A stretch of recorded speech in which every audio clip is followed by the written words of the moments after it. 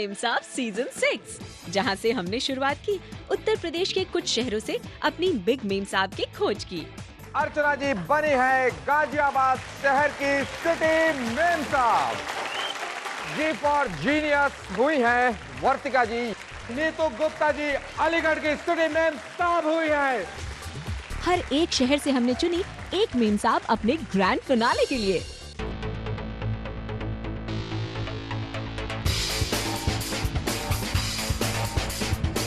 आज उसी तलाश में हम आ पहुँचे हैं अवध की पहली राजधानी फैजाबाद शहर, जो मशहूर है अपनी गंगा जमुनी सभ्यता के लिए। जिंदगी में धूप तो होगी, चल सको तो चलो, सभी खड़े हैं भीड़ में, निकल सको तो चलो। दोस्तों, मैं प्रिय सिन्हा आपको बहुत बहुत वेलकम कहता हूं आपके पसंदीदा शो में, जिसे आप कहते हैं बिग मेम साहब सीजन 6। दोस्तों, बिग मेम साहब का ये सुहाना सफर चलते चलते पहुंच चुका है फैजाबाद शहर। और फैजाबाद शहर कभी अवध के नवाबों की राजधानी हुआ करती थी। और फिलहाल जहां मैं खड़ा हूं, ये नवाब शुजा-उद-दौला जी का मकबरा है।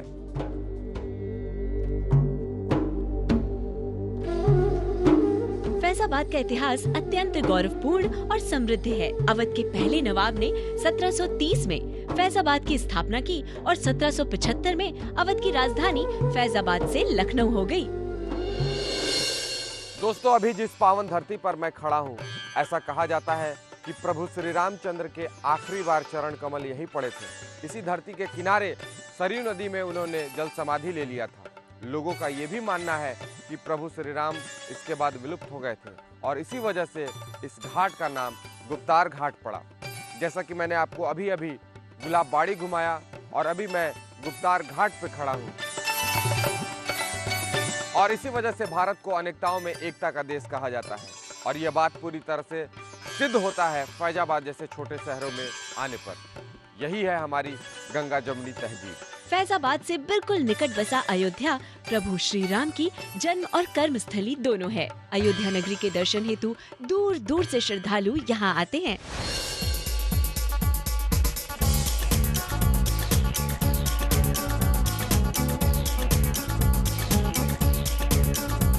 बिग मेम साहब अपनी पहचान बनाने के लिए अभी तक पिता की बेटी थी, पति की पत्नी थी, बच्चों की माँ थी। अब मैं अपना खुद नाम करना चाहती हूँ। हमें लगता है कि हर महिला के अंदर कुछ गुण छिपे होते हैं। मैं बिग मेम साहब इसलिए बनना चाहते हैं कि मैंने अपने बच्चों की लाइफ तो बना दी, अब अपनी लाइफ बनानी चाहती हूँ। मुझे एक अवसर मिला है कि मैं बिग मेम साहब में आकर अपनी जो क्षमता वो है, अपना टैलेंट है, दिखाने की कोशिश करूं। ऐसा अवसर मुझे पहले कभी मिला नहीं। आज के ज़माने में वर्किंग बहुत ज़रूरी है, क्योंकि बच्चों के भविष्य के लिए आज के उसमें ज़रूरतें पूरी नहीं हो पा रही हैं। तो इसलिए खुद भी वर्किंग करके ही बच्चों के फ्यूचर के लिए। मैं यहाँ बिग मेम साहब का ऑडिशन देने आई हूँ और पूरी तैयारी के साथ आई हूँ।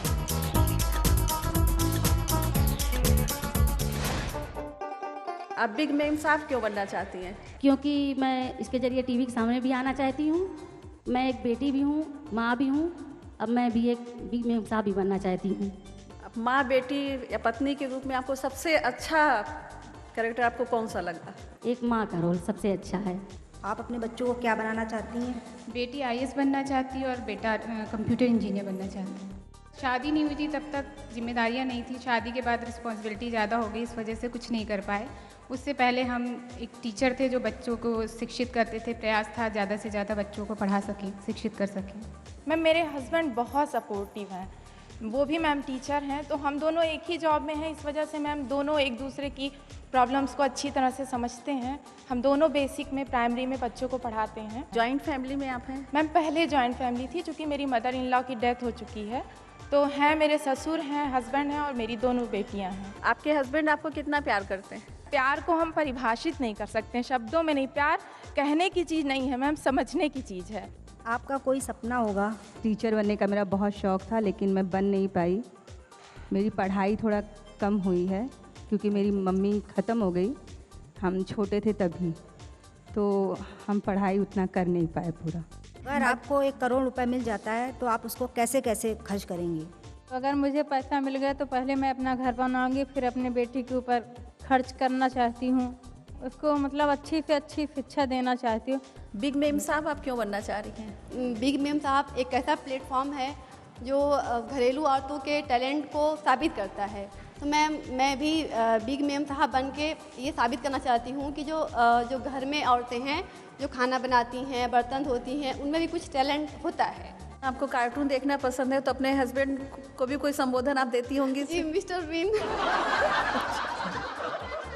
आपको बेटी की कमी कभी खलती नहीं? बेटी के चक्कर में एक बेटा और हो गया।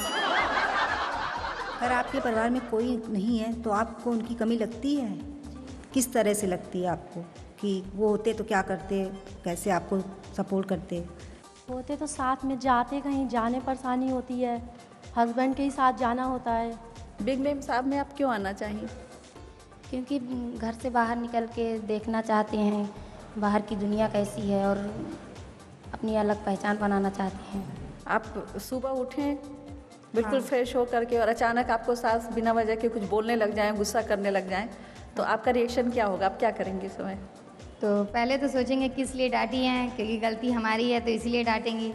और गुस्सा तो लगेगा ही कि मतलब सुबह सुबह उठे और डांट दी हैं, मेरा वजह ऐसे लगेगा, लेकिन आगे बाद में ये भी सोचेंगे कि हमारी गलती थी, इसी वजह से डांटा। और आपको कभी ऐसा लगा कि बेटी नहीं बेटा होना चाहिए था? जैसे कभी कभी कुछ काम घर में ऐसे होते हैं जिससे मतलब बाहर जाने में बच्चों को ये होता है कि बेटी बड़ी हो रही है, नहीं जाना चाहिए, ऐसी बातें आती हैं सामने। लेकिन हम इन सब का बातों को छोड़ के चाहते हैं कि बेटियों को भी आगे बढ़ना चाहिए। बेटियां सही हों, संस्कार अच्छे हों तो निकलने में कोई दिक्कत नहीं होनी चाहिए इंसान को। आपका सपना क्या है? मेरे सपने बहुत ढेर सारे अभी हैं। नहीं तो कुछ बताइए, ढेर सारों में से ही बताइए। मैं अपने बच्चों को अच्छी पढ़ाई देना चाहती हूँ, अपने परिवार को आगे ले जाना चाहती हूँ और मैं खुद भी जाना चाहती हूँ आगे। अच्छा, आप क्या सोचती हैं, सुंदरता केवल मेकअप से होती है या आंतरिक सौंदर्य काउंट करता है अंदर जीवन से में? सुंदरता होती है, मेकअप से कोई सुंदरता नहीं होती। क्या क्वालिटी होनी चाहिए इस अंदर की सुंदरता में? अच्छे विचार होने चाहिए मन में, सबके लिए प्यार होना चाहिए। मैं एक सेंटेंस आप बोल रही हूँ, उसको आप सुनिएगा ध्यान से, फिर रिपीट करिएगा, उसको बोलिएगा। ऊंट ऊंचा, ऊंट की पीठ ऊंची, ऊंची पूंछ ऊंट की। ऊंट ऊंचा, ऊंट की पीठ ऊंची, ऊंची पूंछ ऊंट की। ऊँट ऊँचा, ऊँट की पूँछ ऊँची। कब शादी हुई आपकी? 8 साल हो गए। क्या बुलाते हैं प्यार से हस्बैंड आपको? बाबू। आपकी शादी love marriage arrange marriage? Love marriage. Love marriage हुई है। और जब बच्चे लव मैरिज में आएंगे तब? नहीं, बिल्कुल नहीं करने देंगे। आपने कर लिया, बच्चों को नहीं करने देंगे? गलती थी मेरी। आप उसको गलती मानती हैं? ऐसा क्यों? क्यों? कि माँ बाप का साथ नहीं छोड़ना चाहिए। अच्छा, माँ बाप ने साथ नहीं दिया? छोड़ना चाहिए लड़कियों को। तो आपने जब लव मैरिज की तो माता पिता ने सपोर्ट नहीं किया? जी नहीं। उनसे रिश्ता छूट गया? हाँ। दोनों तरफ कि खाली आपके? मैं क्यों नहीं किया। मैं क्यों ने सपोर्ट नहीं दिया ना। तो आपने पूछा नहीं उनसे कैसे आपने इस लव मैरिज को किया कि आपको सपोर्ट नहीं मिला? नहीं, पहले तो मैंने बताया नहीं, कुछ दिन वो जान गए तो फिर कुछ नहीं बोले। तो आपने क्यों नहीं बताया पहले? डरते थे ना। फैजाबाद की ढेर सारी मेम साहब से हमारे जजेस के सवाल जवाब अभी बाकी हैं। हम आते हैं बस एक छोटे से ब्रेक के बाद।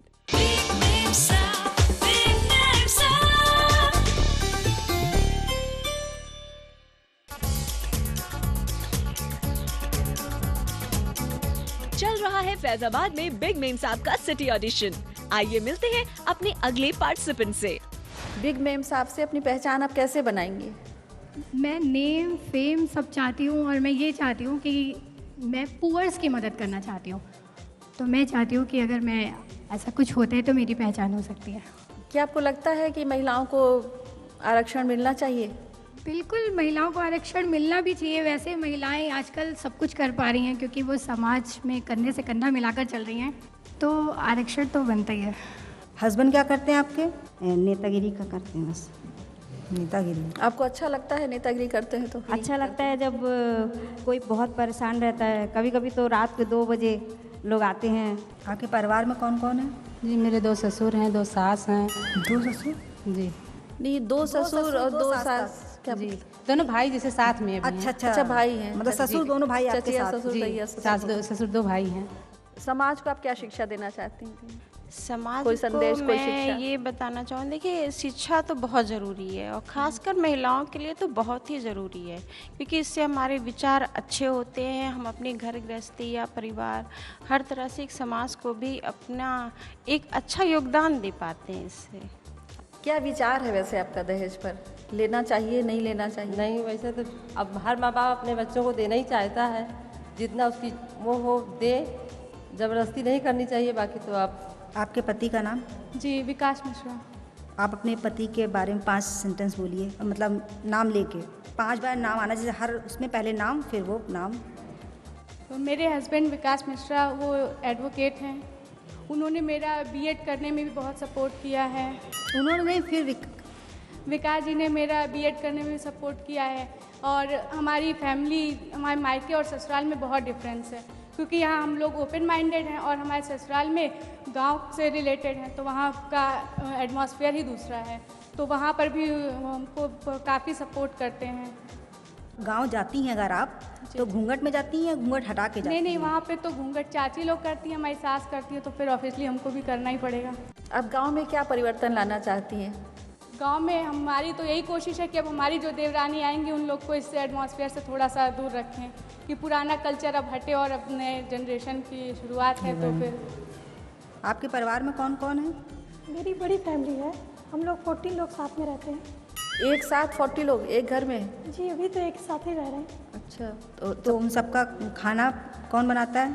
मैं बनाती हूँ। अकेले आप? कोई परेशानी नहीं होती आपको? अगर बिना आपके बच्चे बिना बताए आपको चले जाएं और मोबाइल ऑफ कर लें तो आपको कैसा लगेगा? हाँ, क्योंकि वो नासमझ है तब मुझे गुस्सा लगेगा। और आपके हस्बैंड अगर ऐसा करें तो? हाँ, तब भी मुझे बुरा लगेगा, क्योंकि उन्हें बता के जाना चाहिए था। तो फिर आज आपने भी वही? क्योंकि मेरा रीज़न अच्छा है ना। अच्छा, तो उनका भी हो सकता अच्छा, तो आप फिर नाराज़ होंगे? तो हम मना लेंगे, ऐसी बात नहीं है। हम कुछ कैसे मना? चले हस्बैंड को कैसे मनाएंगे? तो एक बार गले लगा लेती हूँ, जो सही हो जाता है सब। एक बार मैं गई वो सरकारी हॉस्पिटल में, तो वहाँ एक बुज़ुर्ग महिला थी जिसका कोई नहीं था। बच्चों ने बाहर निकाल दिया, मतलब वहाँ पे बीमार हो गई तो यहाँ पड़ी। तो मेरा बड़ा मन किया उसको लाने का कि घर पे ले आऊँ, लेकिन मेरे घर पे भी मेरे सास ससुर और मेरी दादी सास थी, इसलिए ला नहीं पाई। लेकिन वो तीसरे चौथे दिन ख़त्म भी हो गई। बहुत दुख लगा कि मैं घर पे ले आती तो उनको ज़्यादा अच्छा था, कुछ दिन सेवा कर लेती। आपने जो वृद्धा वाली बात बताई कि घर से उसको निकाल दिया गया था, तो क्या लगता है आपको कि ये बुजुर्गों की गलती होती है या आजकल के यंगस्टर की गलतियाँ होती हैं इसमें? कुछ भी हो, लेकिन बुजुर्गों के साथ ऐसा किया नहीं जाना चाहिए, क्योंकि हमें भी आगे बुजुर्ग होना है ना। कुछ भी हो, जवान बच्चे जो तो अपने आप कमा के खा लेंगे, लेकिन बुजुर्ग तो कुछ भी नहीं कर सकते ना। उस कंडीशन पे हमें भी जाना है, ये सोच के करनी चाहिए बुजुर्गों की सेवा। बिग मेम साहब क्यों बनना चाहती हैं आप? अपने आप को प्रूव करने के लिए एंड थोड़ा टीवी शो पे आने के लिए। हमारी ढेर सारी मेम साहब जो अपनी बारी की प्रतीक्षा के साथ साथ अपने किचन के लिए देख रही हैं अलग अलग जायकों से भरपूर मसाले।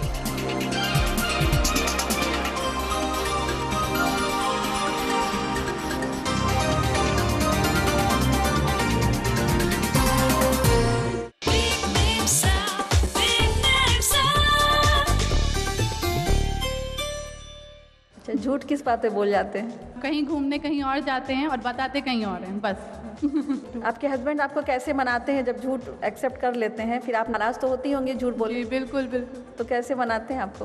बस यही आते हैं, कहते हैं आई लव यू सोनिया, बस ऐसे करके कहते हैं और मैं मान जाती हूँ। अगर आपको समाज सेवा के नाम पे कुछ महिलाएं ऐसी दे दी जाए जिसमें कोई भी टैलेंट नहीं है, तो आप क्या करेंगे उनके लिए?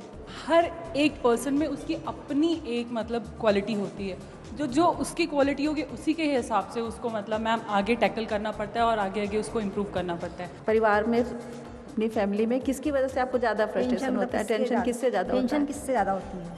हस्बैंड से ही ज़्यादा। अभी नोक झोंक तो हस्बैंड से ही ज़्यादा होती है, सास ससुर से इतनी नहीं। यहाँ हम मिले एक ऐसी मेम साहब से जो जिंदा दिली की जीती जागती मिसाल है। मेरा नाम प्रभा मिश्रा है, मैं अयोध्या फैजाबाद से हूँ। 17 साल पहले मेरा एक्सीडेंट हुआ था जिसमें मुझे ब्रेन में क्लॉटिंग हो गई थी। डॉक्टर को दिखाया गया इलाहाबाद जीवन ज्योति हॉस्पिटल में, तो डॉक्टर ने बताया कि ब्रेन में क्लॉटिंग है। उसका इलाज Jeevan Jyoti Mayo hospital mister Sanjeev Agarwal का लखनऊ में चल रहा था। 1-2 साल हुआ पता चला है कि मम्मी को मेरी ब्रेन ट्यूमर है। इसी वजह से मैं मम्मी से और प्यार करती हूँ और मम्मी की मदद भी कराती हूँ।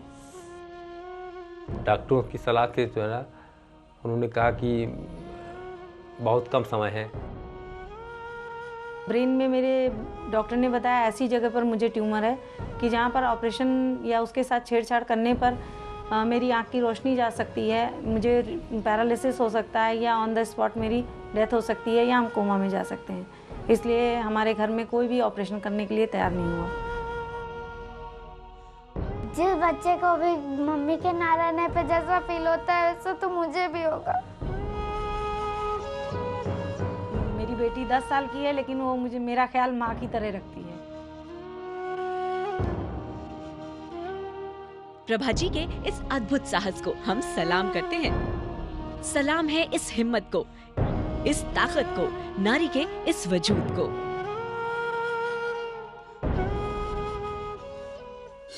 तो दोस्तों, इसी के साथ ऑडिशंस फैजाबाद शहर के समाप्त होते हैं और रिजल्ट की बारी है। लेकिन अंदर अगर मैं गया तो ये अनाउंसमेंट मुझे करना पड़ेगा और बाहर आने पर फिर मेम साहब मेरे साथ लड़ने लगेंगे, यार तुमने मेरा नाम क्यों नहीं लिया, मैंने कम बोला था क्या, मैंने कम ठुमके लगाए थे क्या, मैं कम टैलेंटेड हूँ।